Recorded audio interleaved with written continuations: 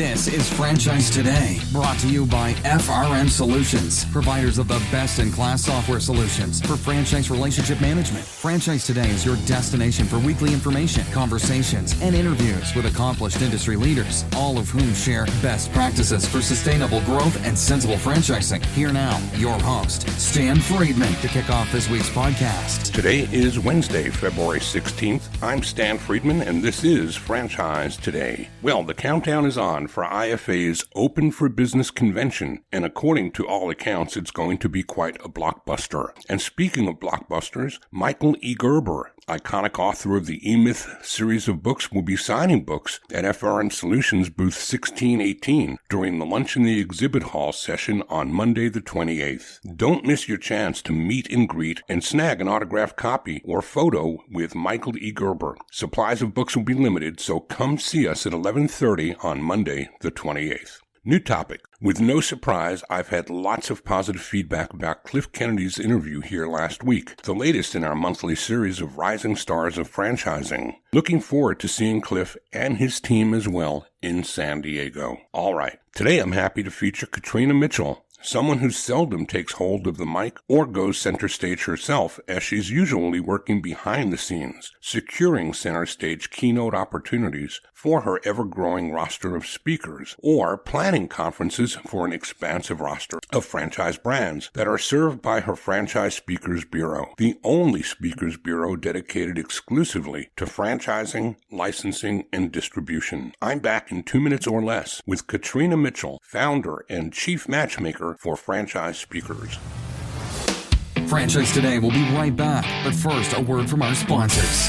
Hey, franchisors of restaurants, bars, grills, and taverns, and multi-unit franchisees, listen up. This message is for you. Atmosphere TV wants to help you cut costs on overpriced cable TV for your business and either replace it completely or partially if sports programming is essential at your locations. What Atmosphere TV provides are 100% free programming options with more than 50 channels of highly engaging and entertaining programming that is audio optional and guaranteed to please your customers and even increase their average ticket per visit. So here's how it works. Atmosphere hooks you up with an Apple TV HD receiver loaded with more than 50 channels of fully licensed, no cost to you, fun and lifestyle programming. These channels include Chive and Red Bull TV, bloopers, superhuman feats, and an array of viewing options that don't require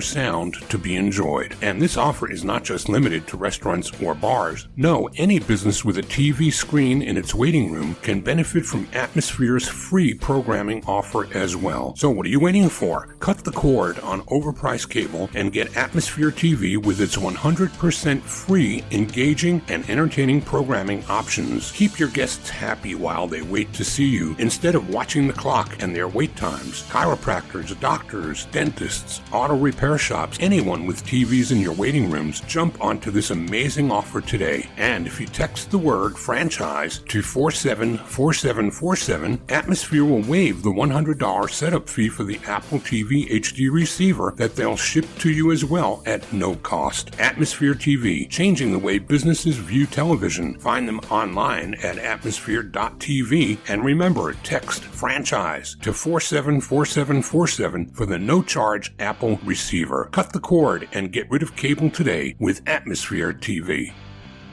Franchise Speakers was launched in 2008 when Katrina Mitchell, a successful franchisee herself, saw the need for a franchise industry speakers bureau that would help franchisors find the perfect speakers, trainers, facilitators, emcees, and entertainers to authentically connect with their franchisees. At Franchise Speakers, their mission is to help franchisors create a fabulous experience for their franchisees. While their speakers do the talking, Katrina's team are active listeners, responding quickly with carefully selected speakers based on the franchisor's desired objectives. And throughout the process, Katrina and her team make sure that the presenter options offered for review will connect seamlessly with the franchisor's culture and the desired feeling, tone, and energy of the event. Katrina Mitchell, welcome to Franchise Today. Stan, thank you so much for having me. It's a pleasure to be here. I think it's kind of neat having somebody that I consider a friend is always fun to interview, but you as the person who makes her living booking speakers for other people is a person with whom I have the privilege of speaking today. So I think that's just kind of neat. So Katrina, we do this every week with pretty much the same beginning by asking my guests to take us back to the beginning of time when franchising entered their lives and tell us what that inflection point looked like. What was that like for you? So I had the good fortune, Stan, of having very close friends who were franchise consultants. And one day she called me up and said, "Hey, I just found your next career." And I started laughing and said, "Oh, please tell me it's dog grooming." And she laughed and said, "No, it's dog something." And I said, "They don't have franchises that let you play with dogs." And sure enough, fast forward, I became a Barkbusters home dog training franchisee and ran that business for the next 4 years. Katrina, are you still well trained in that, well enough to teach a couple of tricks or tips to me who has a dog whose bark has been anything but busted? It would be my pleasure. Absolutely, Stan. So what were you doing then? What was your prior experience, and were you actually looking to buy a business? Yeah, I was not actually looking to buy a business. I think if my friends at Franchise had not thought of me and thought about my passions and what I love and made that connection, I might not have made the transition. I was actually in print advertising sales in the travel industry and then later in the fiber arts industry because I was a weaver, a hand weaver for many years. Interesting. Very interesting. So how many years did you bust the bark out of dogs? So I had that franchise in Boulder County, Colorado for 4 years, and I knew I was going to keep it and build it to a targeted revenue line. And so I achieved that in year 4 and sold the franchise. Unsure of what I was going to do next, I kept putting the question out there and getting random people calling me saying, "Hey, I'm a speaker and I'd like you to do my sales and marketing." And as a franchisee myself, I really recognized how important it was for me to get tactical, practical, actionable content, tools, tips, tricks, techniques to bring back into my business. So when I went to convention, I really wanted some meat, and Franchise Speakers was born. That's terrific. And you just unconsciously, you've just dropped your first, as Brian Schnell would call it, your first nugget for the benefit of the audience, in that you began with the end in mind. You didn't get into this franchise business emotionally, but you actually approached it as a business with a revenue number in mind that would be the off-ramp. And when that number came, you took the exit. Yeah. Thank you. And I wish I could claim personal credit for that, but I have my franchise consultant, Richard Marianne, to thank for that. Richard, who helped me buy this business, told me that the day that I get ready to sell the business was the day that I bought the business. And that was probably the most important business advice I've ever received. So you started this agency, and tell us about that. What was the whiteboard looking like in terms of a menu of services, and who all was providing these kinds of services before you came along? Well, there's lots of great speakers bureaus out there in the world, Stan. I just never ran into one focused exclusively on the one-to-many model. So franchising predominantly, but we also work with co-op brands. We work with dealership brands, dealership business models, and licensee business models. So one to many. And I think because I was a franchisee and I was so passionate about getting the type of information that I could implement into my business, that's how I went out and started searching for speakers and did not know anything about the speaker bureau business. And people would just help me all along the way. And I guess I want to take a little aside. I know this was not your question, Stan, but honestly, coming into the franchise industry was such a welcoming community. Everyone was so kind. Everyone went out of their way to introduce me, you included. You were pivotal in getting my start. And I'm just couldn't be a more welcoming, giving, sharing industry out there. I can't remember which convention we were at. Do you? Was it San Diego? And it could well have been. 2009? I mean, I was there. I just don't know if that was the one or not, but I remember our conversations. I don't remember actually whether Greg Nathan was in your life yet then or if that followed. Well, that's an interesting question because that was the show. That was my first IFA experience. And I followed Greg Nathan around like a puppy until he would talk to me. And in fact, on the last day, told him that I was stalking him and that I would continue to stalk him until he took a minute to speak to me. And he laughed and said, "Should I be scared?" And I said, "Probably, Greg. You should probably be scared." And here we are 13 years later. Our firm is his North American representation, and we love Greg and everything he does. Till he breaks out a ukulele, and then I tell him, Greg, keep the day job, man. Just keep the day job. He's great. So you've acquired a great roster of diverse speakers, and that one-to-many is another nugget that you just dropped, because whether it's distribution or licensing or something akin to quote-unquote franchising, it is all distribution, and those things that I think would be beneficial to an audience of franchisees would be every bit as beneficial to an audience of licensees or distributors. Correct? Yes, absolutely. So what is the recipe for what kinds of speakers you look for and what's the hot button? I mean, we're in a post-COVID world now, Katrina. We should probably, before I ask you that, I should back up further and ask you pre-COVID, what were the hot topics that you found franchisors most interested in and how much, if any, has that changed post-COVID? Those are great questions, Stan. So yes, things have definitely changed post-COVID. I think there's some topics that are evergreen in the franchise community, mostly because small business owners always need these skills, whether that's leadership or team building. And I'll come back to that about where that is now.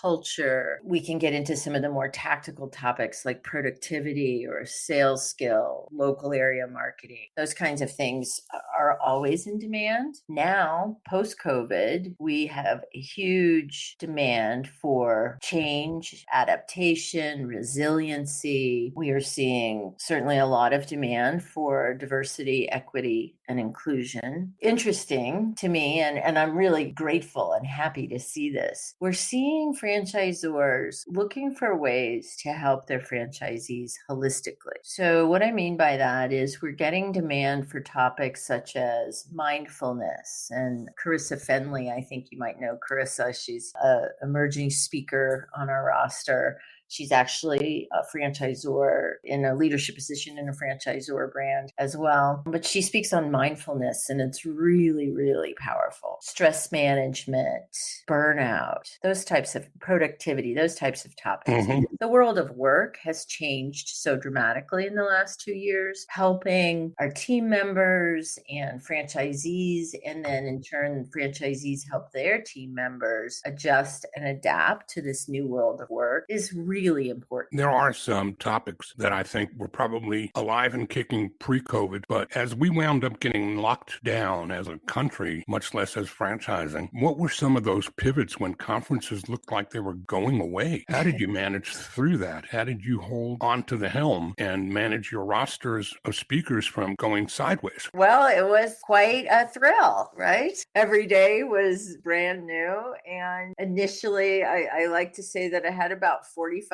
minutes of just on the floor in a puddle, just not knowing what to do next. And it suddenly occurred to me that we had this outstanding roster of industry experts like Greg Nathan, like Troy Hazard, like Ford Sakes, and Scott Greenberg, author of The Wealthy Franchisee, who I believe you've had on your show, Stan. I have multiple times, as of course Greg has been on as well. Yeah. And I just thought we've got these franchisors who are scrambling trying to help their franchisees. We've got franchisees that are scrambling trying to help their employees. And then we have this roster of experts, of really, really smart, kind, compassionate humans who have tools and tips and techniques and systems and have the knowledge to help. So we actually launched for the first 6 months of COVID. We did everything at no charge. We launched a series called Here to Help and reached out to all our clients and said, what do you need?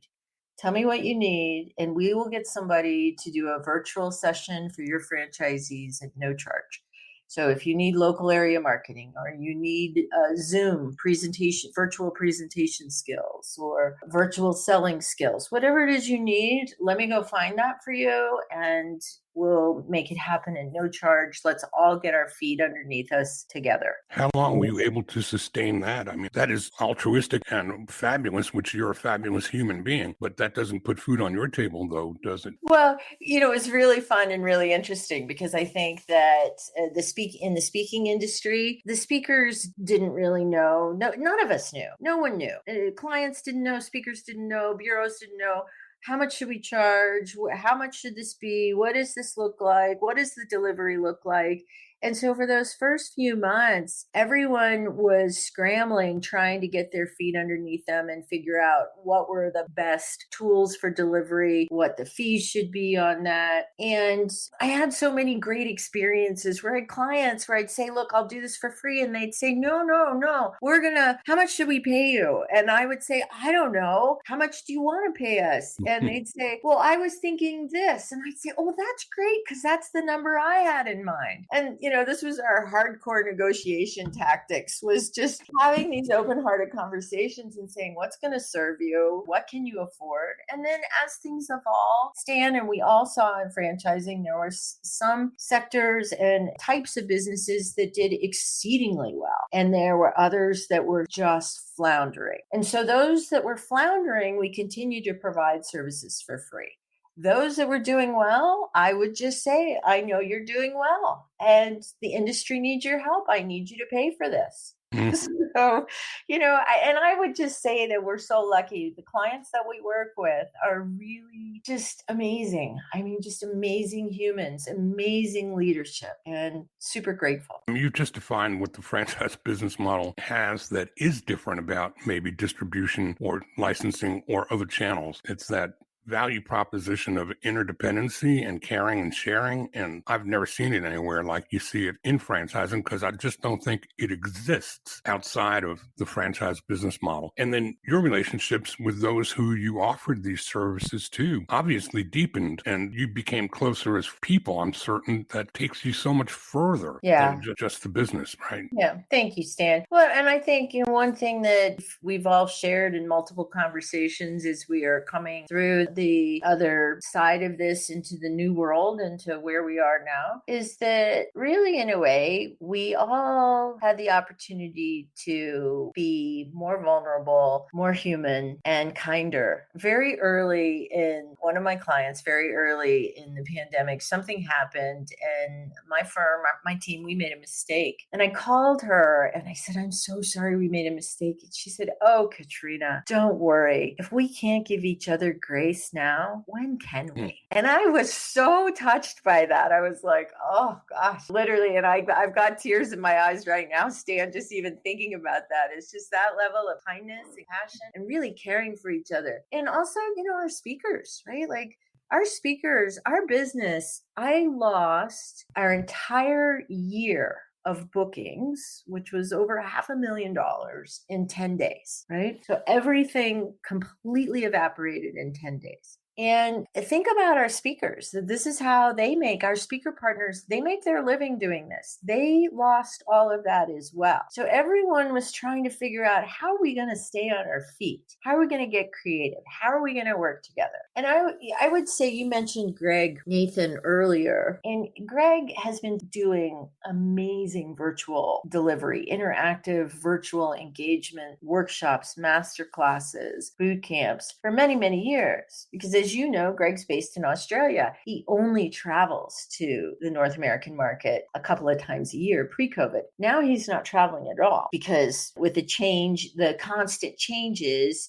we're not sure if Greg leaves the country, if we can get him back in. So everything's being done virtually with FRI these days. But he really has an unbelievable ability to engage people virtually. He's very, very practiced at it. Well, anybody who's heard him on this podcast knows that you speak truth. I'm wondering, Katrina, through that couple or 3 months where everybody was just scrambling to figure out who they are and what to do to remain relevant, when everything became Zoom-centric overnight, there were no franchisors I've ever known who would ever have dreamed of holding a discovery day over a laptop or over a computer or a Zoom platform, or having conversations with prospects that aren't over a meal. It was unheard of. And in your business, it's not even something that one would contemplate. A conference without being there? What did that look like, and how well did that start to ferment as we started getting our feet under us again after the initial shock of lockdown? Great question, Stan. Thank you. I think it really defined for professional speakers the fact that virtual delivery is a completely different skill set. It's a different channel of communication. And anytime a customer or speaker would look to translate live directly into virtual, was a good chance it was going to fall short. But those professional speaker partners of ours and others, and those clients who looked at the opportunity to engage virtually as a whole new and fresh channel of communication, and adapted to all of the gamification and the interactive components and the polling and the chats, and it really excelled in the virtual environment. And I want to just add one more thing on that. In a unique way, virtual events give franchisors a real-time view into what's going on in the hearts and minds of their franchisees. At convention, if everyone's sitting in a ballroom, and if that franchisor is not using a conference app of some sort where there's polling and interactivity, you don't necessarily know. People may not feel comfortable to raise their hands.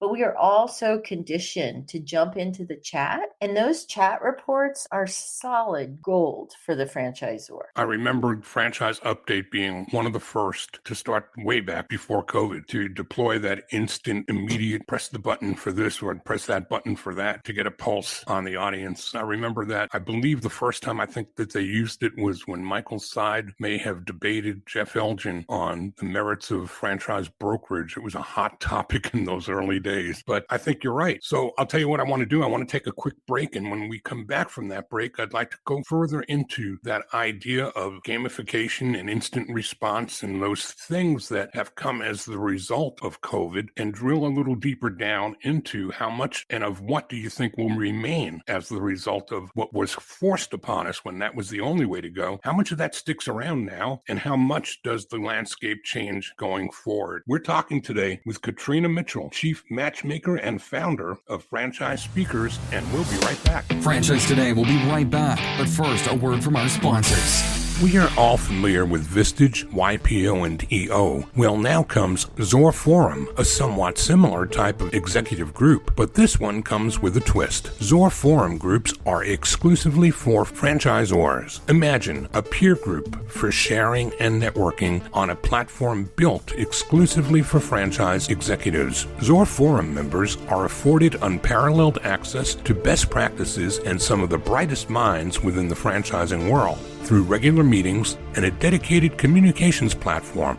In this post-COVID world, a franchise-specific mastermind or peer group is an endeavor worth making time for. Zor Forum groups of 6 to 10 will bring leaders together that are in similar situations, but with exclusivity in terms of their competitive sets, so that each can openly help others benefit from their respective knowledge, perspective, and experience with no fear of competitive loss. Network, learn, strategize, and remain motivated along your journey. Join a peer group, not just any peer group. Join the only one designed for emerging franchisors. Join Zor Forum. Learn more at zorforum.com. That's www.zorforum.com. So, Katrina, we left off talking about some of those things that the COVID virus foisted upon us and the changes and pivots and complete, maybe even in some cases, redesigns of franchisors' businesses and those like your speakers and yours. Coming out of COVID, how much of the things that we had to adjust to do you think may stick around versus how much might go back to normal as normal once was?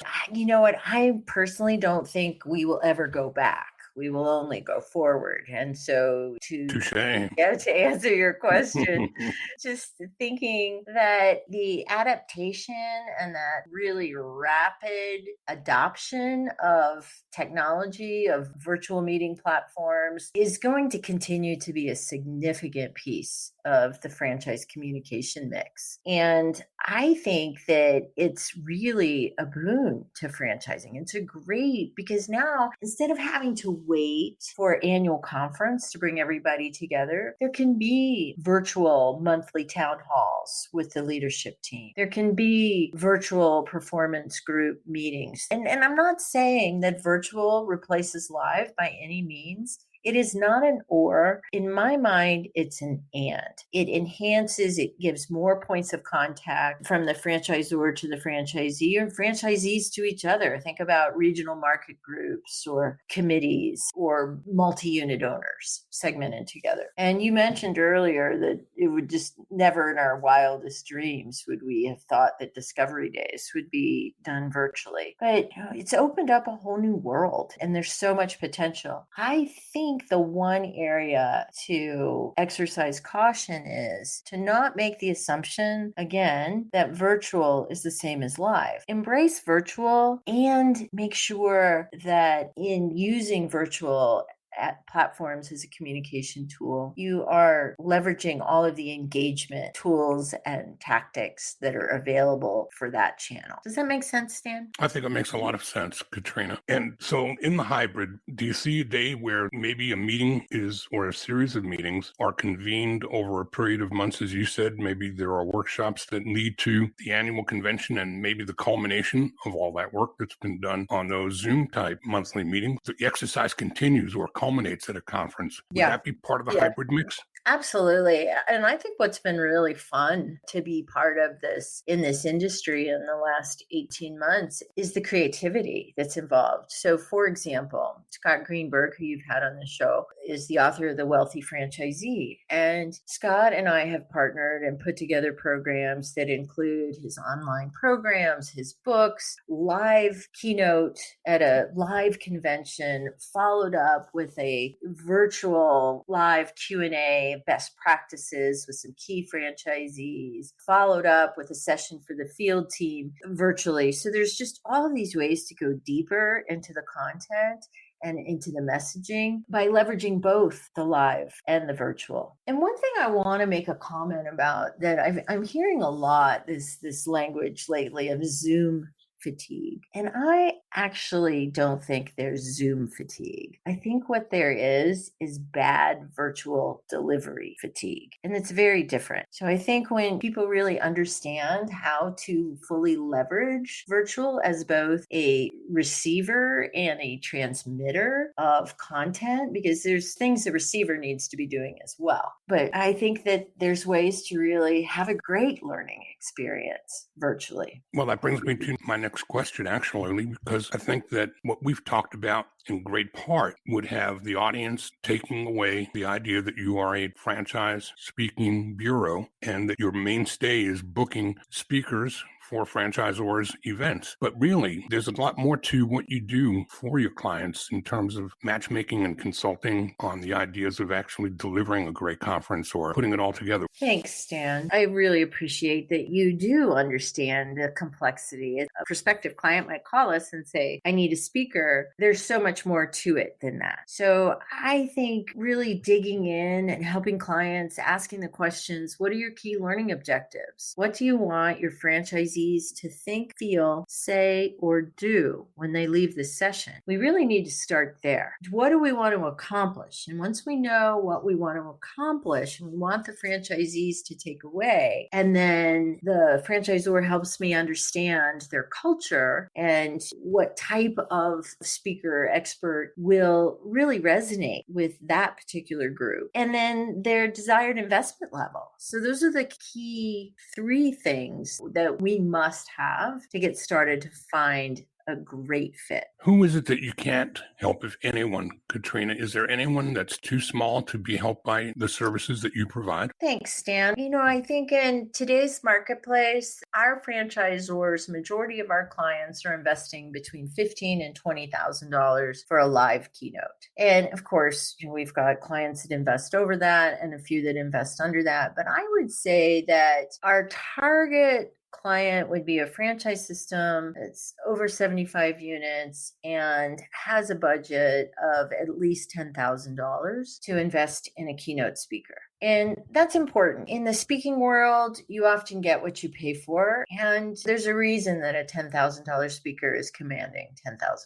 Understood. Katrina, you talked too about strategic partners. Who are some of those, and in what way are they in alignment with what you're doing? Well, we've already mentioned Greg Nathan and Franchise Relationships Institute a couple of times. Scott Greenberg and the Wealthy Franchisee, certainly. We have recently taken on a role as a strategic advisor to a virtual platform called Juno. And Juno is really a brilliant virtual tool that is perfectly poised to support everything a franchisor needs. They've done great work in the association space, and I'm helping them come into the franchise market. We also work with a variety of production companies and meeting planning companies. Well, I think there's a reason that you're called the matchmaker. I think about weddings.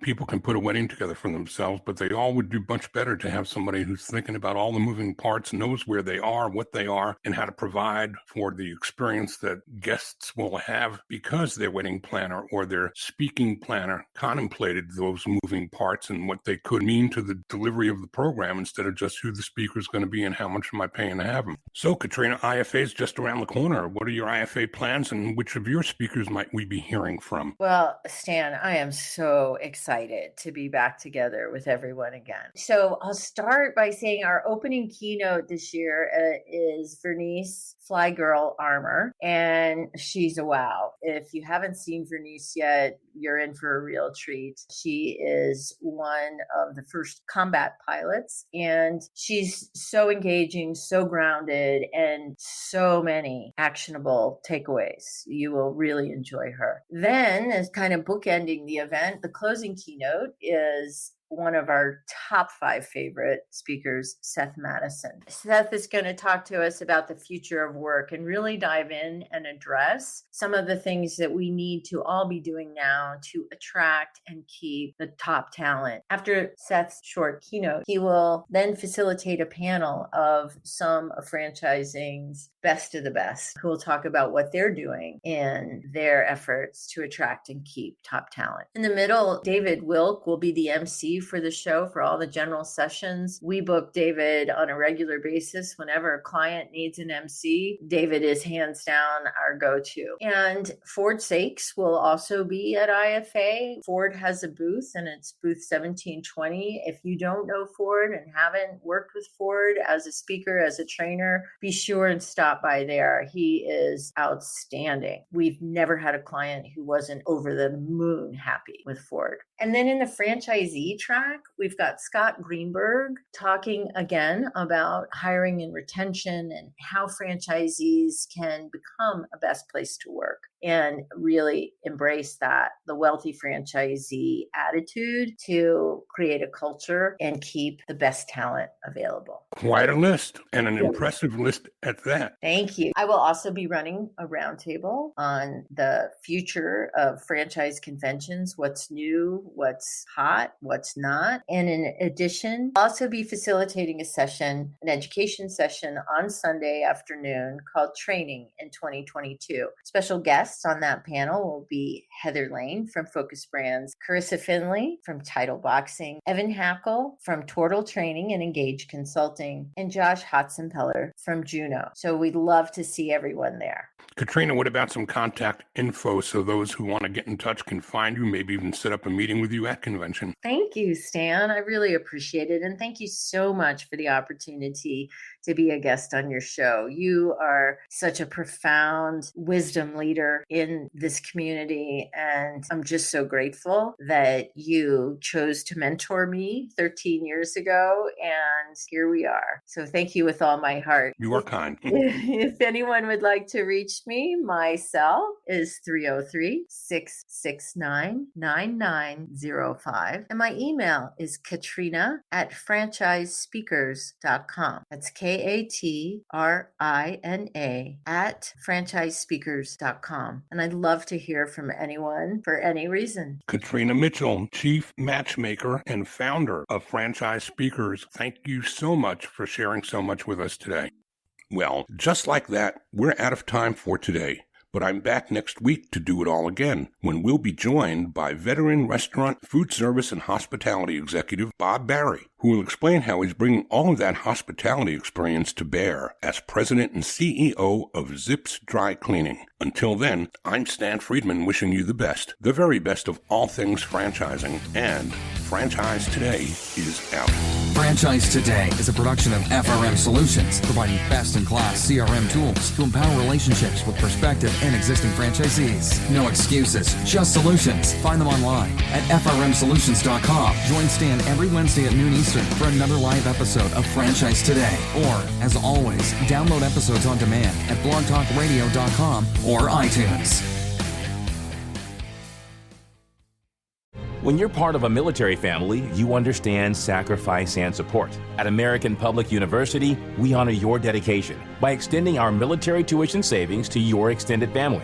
Parents, spouses, legal partners, siblings, and dependents all qualify for APU's preferred military rate of just $250 per credit hour for undergraduate and master's level programs. American Public University. Value for the whole family. Learn more at apu.apus.edu/military.